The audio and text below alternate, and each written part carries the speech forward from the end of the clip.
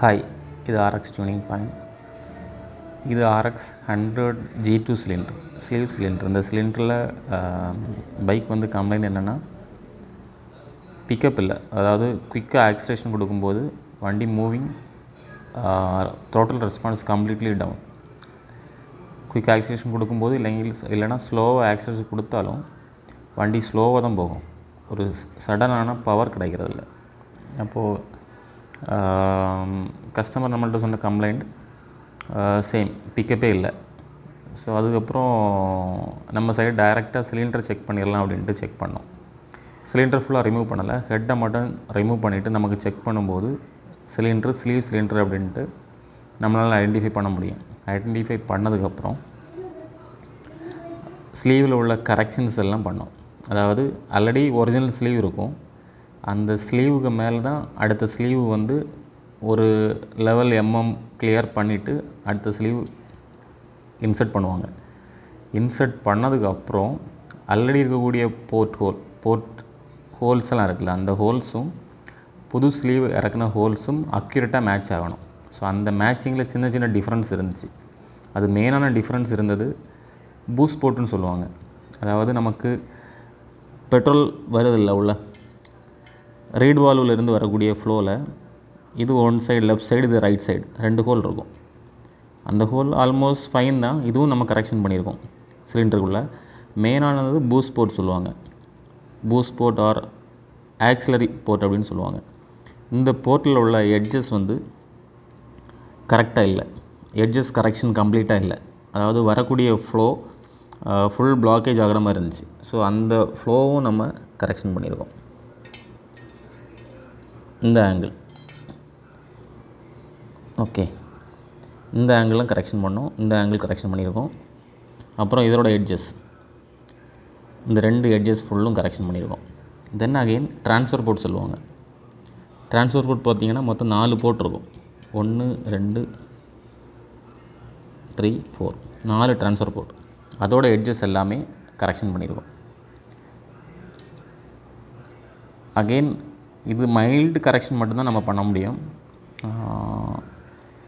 Then again exhaust board, இந்த போர்ட்லேயுமே சின்ன சின்ன கரெக்ஷன் பண்ணியிருக்கோம். அந்த எட்ஜஸ் எல்லாம் கொஞ்சம் கரெக்ஷன் பண்ணோம். 2 எட்ஜஸுமே நம்ம கரெக்ஷன் பண்ணியிருக்கோம். ஸோ இவ்வளோ கரெக்ஷன் பண்ணிவிட்டு நெக்ஸ்ட்டு நம்ம வண்டியில் இன்சர்ட் பண்ணி, பிஸ்டன் எதுவும் நம்ம மாற்றுறதில்ல, ரீபோர் எதுவுமே பண்ணலை, டைரெக்டாக வண்டியில் இன்சர்ட் பண்ணணும். சேம் பிஸ்டன் வச்சு தான் நம்ம ரன் பண்ணுறோம். ரன் பண்ணி செக் பண்ணும்போது என்ன அவுட்புட் கிடைக்குதோ அதை பேஸ் பண்ணி தான் நம்ம பண்ண போர்ட் ஒர்க்கில் அந்த கரெக்ஷன்ஸ் எல்லாம் சக்ஸஸ் ஆகிருக்கா இல்லையா அப்படிங்கிறது தெரியும். அகெயின் சேம் ப்ராப்ளம் இருந்துச்சு அப்படின்னா நமக்கு வேறு ஆப்ஷன் இல்லை, போர் தான் சேஞ்ச் பண்ணணும். ஓகே, அது சேம் டைம் நமக்கு அகெயின் இது போட்டும் ப்ராப்ளம் இல்லை அப்படின்னா அகெயின் நமக்கு காயில் சைடு, கார்பரேட் சைடோட எதுவும் இஷ்யூஸ் இருக்கா, எதுவும் அந்த காயிலோட வேல்யூஸ் எதுவும் மிஸ்மேட்ச் இருக்கா அப்படிங்கிறத செக் பண்ணணும். இந்த வண்டியில் ஒன் மோர் கம்ப்ளைண்ட் இருந்தது. காயில் நம்ம இது வரைக்கும் செக் பண்ணலை, கார்பரேட்டர் கம்ப்ளைண்ட் இருந்துச்சு. அந்த கார்பரேட்டர் கம்ப்ளைண்ட்டை நம்ம சார்ட் அவுட் பண்ணிட்டோம்.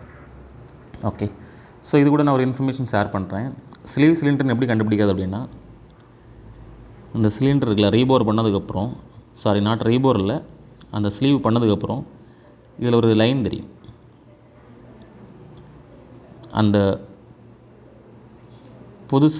பழைய ஸ்லீவும் புது ஸ்லீவும் போடும்போது உள்ள அந்த மேட்சிங் இருக்கு இல்லையா, அதில் வந்து ஒரு லைன் கரெக்டாக தெரியும்.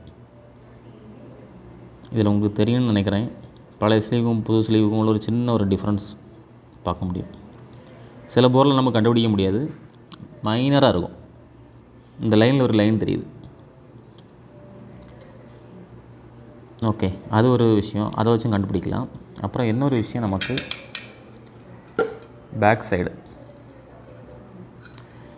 பேக் சைடு இந்த அலுமினியம் கேஸ்டிங் இருக்கு இல்லையா, அந்த அலுமினியம் கேஸ்டிங்கும் அந்த ரீஸ்லீவ் பண்ணும்போது இதை கிரைண்ட் பண்ணுவாங்க ஆக்சுவலாக, இந்த 2ம் மேட்சிங் ஆகிறதுக்காக. ஸோ சில போரில் வந்து நமக்கு இதுலேயே 2 லைன் தெரியும். ஓகே, இப்போ இது ஒரு லைன் வந்து அலுமினியம் கேஸ்டிங், அதுக்கப்புறம் இருக்கிறது மெட்டல் பார்ட். அந்த மெட்டல் பார்ட்டில் இப்போ 2 லைன் இருக்குது. நமக்கு அது கிரைண்டிங் பண்ணதால் நம்மளால் கண்டுபிடிக்க முடியாது.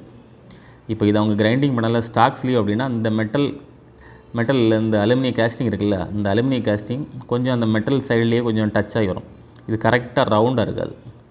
அந்த கேஸ்டிங் கொஞ்சம் அந்த மெட்டல் ஏரியா இருக்குல்ல, மெட்டல் ஸ்லீவ் ஏரியாலையும் கொஞ்சம் ஓவர்லே ஆகிருக்கும். ஸோ இதில் அப்படி இல்லை, ஃபுல் கிளியராக இருக்குது. இந்த பக்கம் பார்த்திங்கனாலும் தெரியும், அந்த அலுமினியம் அப்படியே அதுக்கு மேலே இங்கே எதுவுமே வரல. அலுமினியம் கேஸ்டிங் இந்த ஸ்லீவில் டச் எதுவுமே ஆகலை. டச் இந்த சென்ஸ் அதுக்கு மேலே வரல, அதுக்கு மேலாடி எப்படி வரல. சில ஒரிஜினல் பொருளெல்லாம் பார்த்திங்கன்னா அதுக்கு மேலே வந்துருக்கும். அதை வச்சு கேஸ் பண்ணலாம். அதுக்கப்புறம் நீங்கள் உள்ளே வச்சு பார்த்தீங்கன்னா இதில் 2 லைன் தெரியுது பார்த்தீங்களா, இதில் ஒரு கட் மார்க் தெரியுது பார்த்தீங்களா அந்த லைனில், இந்த சைடில். இது வந்து ஸ்லீவ் சிலிண்டரோட இது வந்து ஒரிஜினல் ஸ்லீவ்.